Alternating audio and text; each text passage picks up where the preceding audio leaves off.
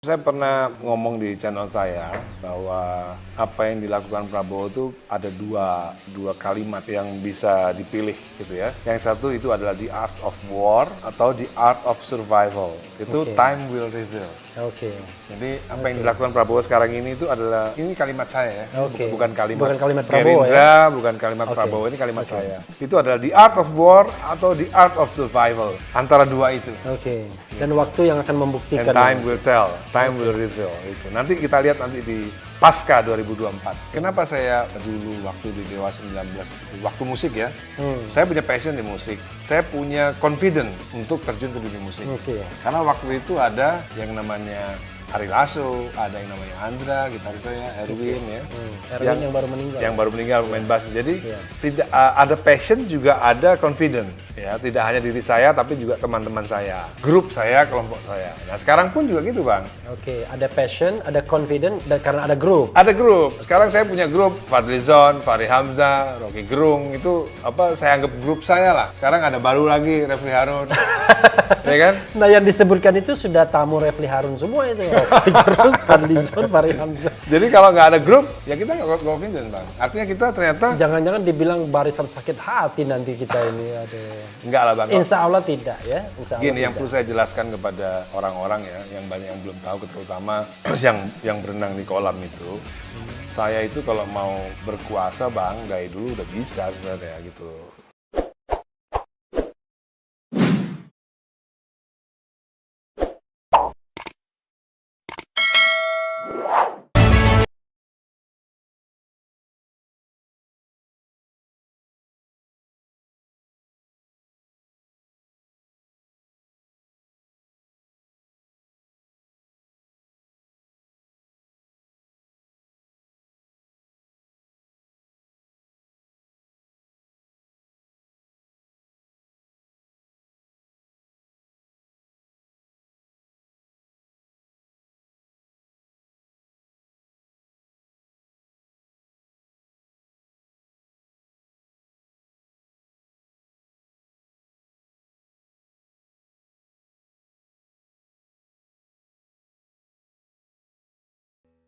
Bung Dhani mengomentari fenomena Prabowo yang masuk kabinet Jokowi jadi Menhan, lalu kemudian prospek 2024 bagaimana?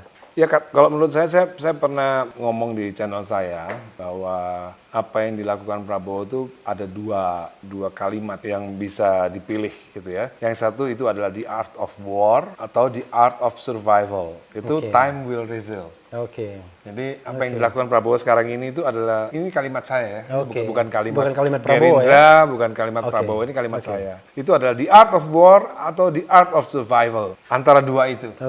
Dan waktu yang akan membuktikan. And time will tell, time will reveal. Itu. Nanti kita lihat nanti di pasca 2024. Gitu. Ini analisisnya masih in between.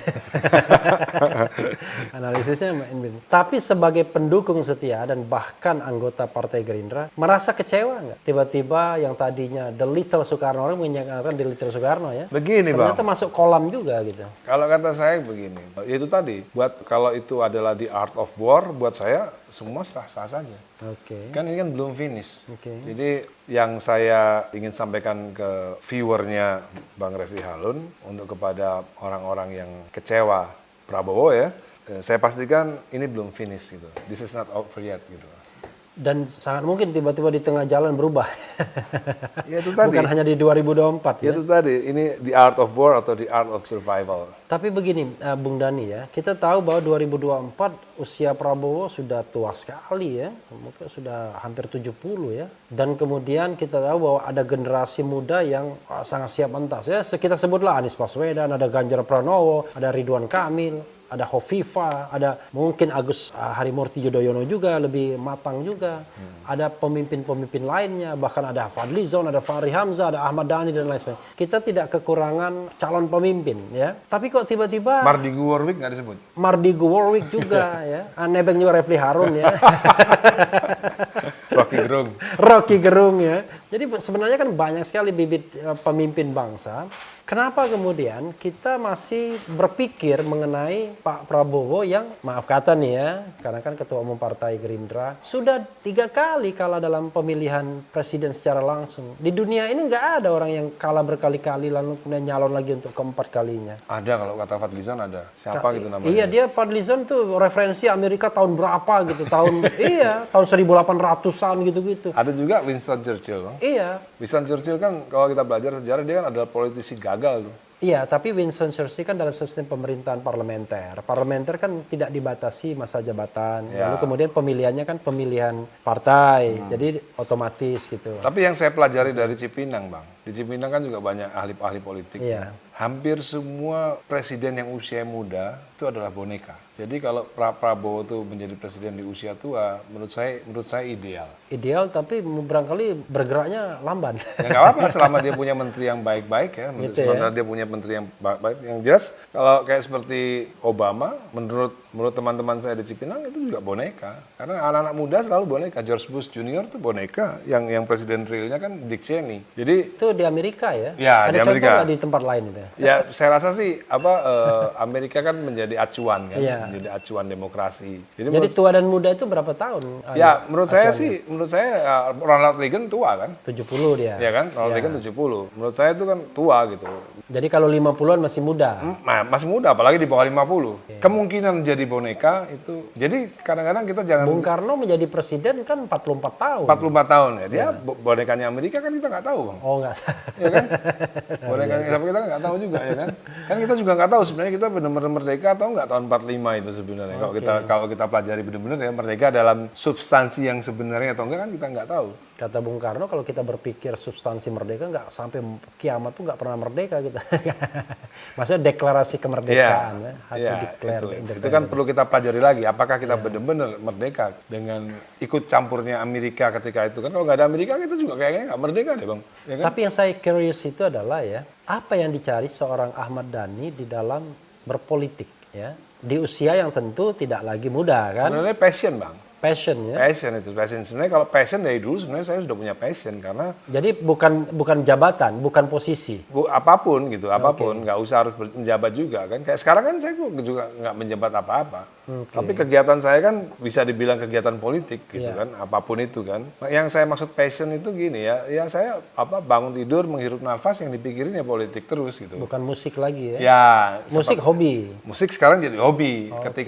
Ketika lulus SMA, passion saya musik. Makanya Tidak ada yang lain. gara-gara passion yang bersangkutan ini politik, beliau menghubungin saya. Kalau enggak, saya nggak akan pernah kenal dengan Ahmad Dhani.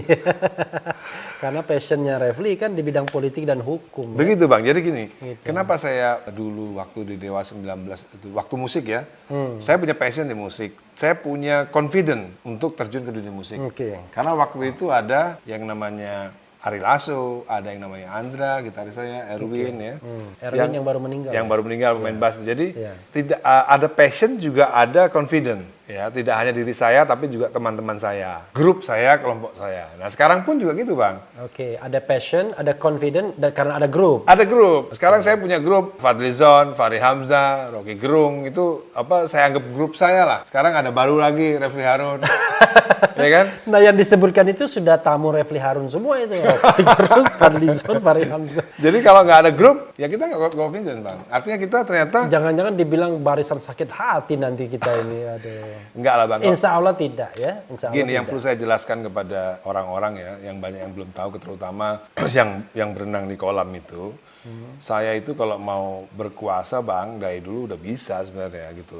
Oh iya, kalau pemusik terkenal seperti Ahmad Dhani kan gampang sekali mengintervensi istana. Tahun 2013 saya udah diajak Taipan besar duduk bersama Surya Paloh untuk masuk ke dalam Nasdem.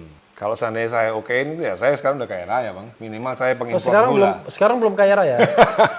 Kalau datang ke rumahnya ini kaya raya juga. Minimal minimal wajar udah ya. import gula, minimal udah import solar, gitu, Nah, minimal kalau itu memang nggak bisa kita lawan ya ya. kan? Nah, Iya. tapi itu kan tidak saya lakukan. Jadi memang itu tadi mungkin waktu tahun 2013 itu passion ada, tapi grupnya belum ada gitu loh. Saya nggak yakin dengan grup-grup itu gitu.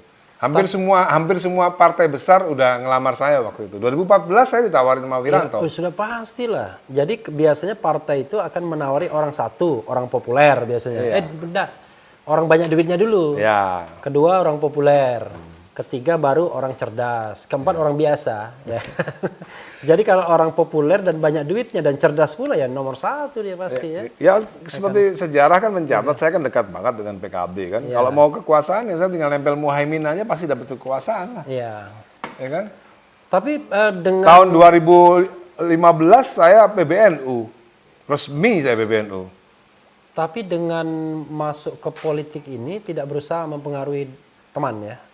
Misalnya kelompok Dewa gitu untuk ikut juga atau ini soal pribadi Ahmad Dhani aja ya? Ya saya mempengaruhi soal pendidikan politik aja Bang. Jadi kadang-kadang kayak saya sama Abang ini sebenarnya kita lebih concern kepada pendidikan politik bukan pendidikan untuk memilih partai-partai tertentu ya. Kita lebih ke pendidikan politik aja bagaimana. Jadi Gerindra nggak direkomendasikan ini? Tadi kan bukan memilih partai tertentu tapi Oh ya, sebenarnya dengan sendirinya. Dengan sendirinya. Ya? Kenapa saya memilih Gerindra kan lama-lama orang juga curious juga kan. Kenapa sih kok Gerindra? Kenapa kok nggak masuk Golkar? Kenapa kok nggak masuk Partai Demokrasi Indonesia yang the ruling party ya? The ruling party kan partai yang maha kuasa ya kan? Kenapa kok nggak masuk ke situ gitu kan? Ya itu kan menjadi sebuah pertanyaan pasti bagi orang-orang yang berpikir sebenarnya. Kenapa saya nggak ke situ?